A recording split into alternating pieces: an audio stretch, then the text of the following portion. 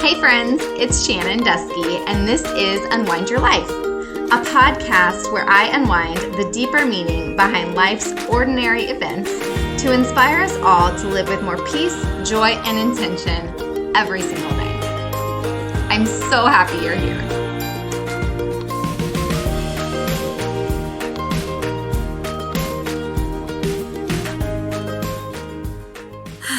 So wherever you are, before we get started, I would just invite you to take a deep breath with me and settle into the space. I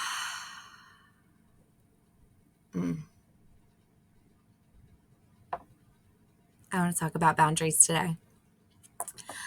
I want to talk about boundaries because I feel like boundaries are an ever-evolving practice of self-love. And setting boundaries is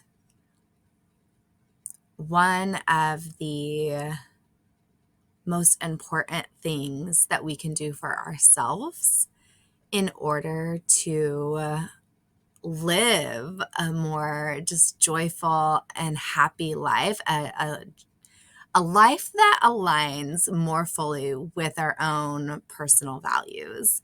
And there's a very powerful quote that I had heard before, but I am also in the middle of reading Atlas of the Heart by Brene Brown, which I am totally geeking out over because I love it.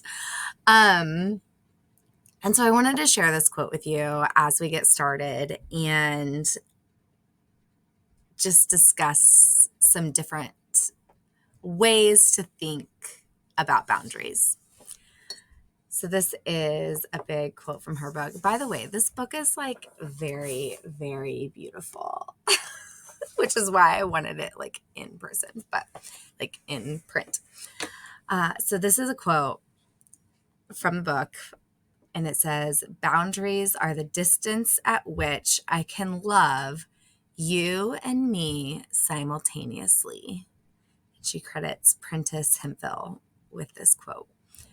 I'm going to read it again. Boundaries are the distance at which I can love you and me simultaneously. So when it comes to boundaries, I think there's so many different things that come up. And I feel like as I've been studying boundaries and creating my own boundaries and watching those around me create their boundaries, it's something that really is ever evolving. There might be humans coming. But really, this is all about like boundaries help us to create the life that we want to live. And thinking about it in several different ways has been very helpful to me. I actually want to go. I have How to Do the Work pulled up here. And I read this probably beginning of last year, how to go to therapy around it. Because it really brought up some things that I was like, whoa, where did that come from? But it has an entire chapter on boundaries, and it made me think about boundaries in a different light, I guess. Like, I think sometimes people think of boundaries as like just saying no, or like they're very rigid, or I don't know. Like, I feel like before kind of doing some of this work, I had this very like small idea of boundaries when really it's more open, and the way that we kind of define the boundary or boundaries in general is different. And so according to How to Do the Work, there's physical boundaries, mental and emotional boundaries, and resource boundaries. And I just want to roll through those for you because it, like I said, it helped me kind of think about different types of boundaries that would help me get to feeling how I want to feel, being who I want to be, and moving forward with a more authentic life. So there's physical boundaries, and this includes the amount of personal space, physical contact, etc., that is most comfortable for you and your preferred timing for physical contact. Your overall comfort with verbal comments on your appearance, sexuality, etc. Your overall comfort with sharing your personal space, apartment, bedroom, office, etc., with others, including friends, partners, colleagues, or sharing personal digital passwords, etc. Then there's mental emotional boundaries. Your overall comfort with sharing your personal thoughts, opinions, and beliefs with others without changing them to match those of another or insisting that others change to match yours. Your ability to choose which personal thoughts, opinions, and beliefs you share with others without feeling it necessary to overshare or attempting to insist that they overshare. Then you have resource boundaries. Your ability to exercise choice around where and how your time is spent, avoiding any tendency toward people pleasing, and to allow others to have a similar choice. Your ability to negate personal responsibility for others' emotions, avoiding the tendency to play the role of fixer or to make others responsible for your emotions. Your ability to limit the amount of time spent on venting problems on the part of either person. So, that's just a brief overview of physical boundaries, mental emotional boundaries, and resource boundaries. And what I feel like helped me in understanding the boundaries in that way is that there are, I feel like it put words to some of the boundaries that I was creating that I maybe wasn't like labeling a boundary. Um, and so, like, one of the things that I do, um, as I have practiced like realigning my boundaries. And this is something that I said is like, it's an ever evolving practice of self love. Like, you continue to come back to yourself to say, like, am I setting the proper boundaries with the world around me in order to live as authentically as I can, that in a way that is true to me? And sometimes, because we are ever evolving people, sometimes those boundaries are going to be evolving too. And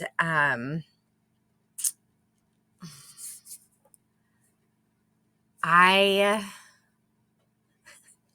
honestly really had a hard time like coming up with a story about boundaries for myself. I know that they are there, but one thing that I do with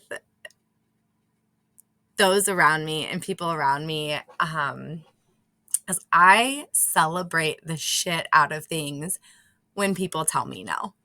Like, if I ask a friend to do something, or if if I'm asking somebody, it's like, hey, would you want to do this, or would you want to do that? And maybe they respond like, that really doesn't work for us today, maybe another time. Or, I feel like there's a lot on my plate right now and I'm just going to have to say no to this. Like, I am like, woohoo! Like, I get so excited because I know how hard it is to say no, especially to someone you like or a cause that you care about. I know how hard it is for people because you really consider it. Like, especially when your table is full of things that really are truly things that you care about. And for someone to present something to say like, hey, would you like this on your table? And you're like, oh my gosh, like that looks really good. But right now there's just no space on my table. And I would love that maybe at another time. But right now that feels heavy to me. And so just being able to say no. So that is why, like, when I have asked someone to do something or if they would like something or whatnot, if they tell me no, I literally respond and I'm like, I am so proud of you. Like, thank you for responding honestly. Like, I always want what is best for you. Like, you do not have to feel guilty about saying no to me, because the truth of it is that if you're saying no to somebody and you're respecting your own personal boundary and they're upset with that, those people are not for you. Like, anyone who is for you and in your corner to support you is going to be fully respectful of your no, or not right now, or however you want to say it. They're going to respect that personal boundary because they also understand that whatever is best for you is also what's best for everyone. And I think that's something that's really hard to understand. And so, like, if this is something that you struggle with, like just saying no, I know so many people struggle with saying no in general. Like sometimes I like to remind myself that, like, okay, I'm considering this decision. How does it feel to me? Like, does it feel daunting, or am I excited by this? And taking that purposeful pause to really just consider, like, what is best for you and what is best for everyone around you. Are you entering into this engagement with joyful energy, or are you entering in this engagement because you feel like you have to, because if you don't, you'll upset somebody? And that comes back to, like, are we making fear-based decisions, or are we making love-based decisions? And I don't know about you, but there have been so many times where I am excited about something, but it's just not something that's happening right now. And I say no, and it's like a weight has just been, like, lifted off of my shoulders, because I'm like, okay, that feels really good. Like, I've made a decision, like, I've put that boundary in place, and that's feeling really good. And so that's kind of my process with it. Again, I wanted to come on here and just remind you that boundaries are good, that so much of my work is around helping others identify their values and what they truly care about, and then creating boundaries around that so that it supports the life that they want to be living. And there's just no better way to say this. And I'm going back to that very first quote, but boundaries are the distance at which I can love you and me simultaneously. And so, maybe there's somebody in your life that is just an emotional suck. Like, but you really love and care about them. You also have to consider yourself in this situation. Like, how are you loving yourself throughout that, and maybe creating a healthy boundary so that you can respect yourself and your friend. I highly recommend this How to Do the Workbook.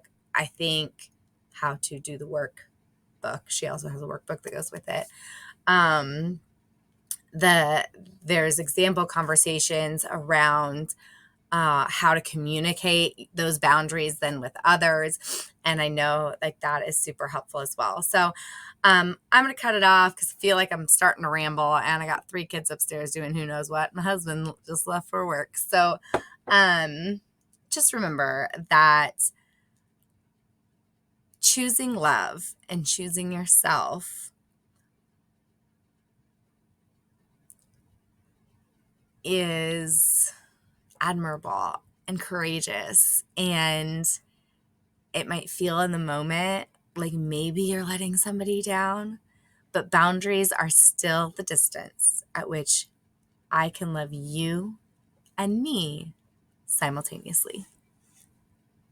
Hey, thanks for unwinding with me. If you found value in this episode, share it with a friend, leave a review, or subscribe. To connect with me about one-on-one coaching, group coaching, or other ways we can work together, head over to unwindcoaching.com. I love you, and I'm so glad you're here.